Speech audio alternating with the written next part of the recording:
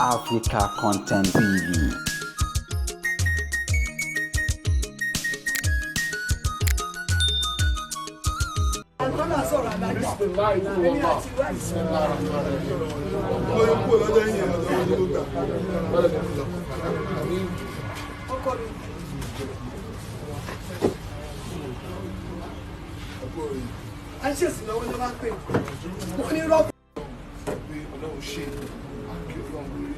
Kejì tí màmí tó wá jáde láyé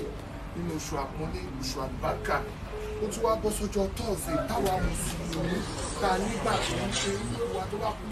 lọ́jọ́ tọ́ọ̀sì báyìí oríire ńlá ni fún wa oríire ńlá ni o oríire ńlá ni fún wa ẹ tó wá jẹ́ ní oṣù ńlá ọlọ́run kó máa kẹ́ wọn máa ṣàlékún kẹ́ máa ṣàlékún kẹ́ fún wọn wọn láàrin ojú àwọn tí wọ́n tà wá fìdí ọlọ́run lásìkò bẹ́ẹ̀ ni inú tráfíkì ni ọ̀gá mi ti lọ ra èso wá fún gbogbo wa ní tó ti lọ ra wá agbó bọ́lẹ̀ ní traffic ló lọ ra wá.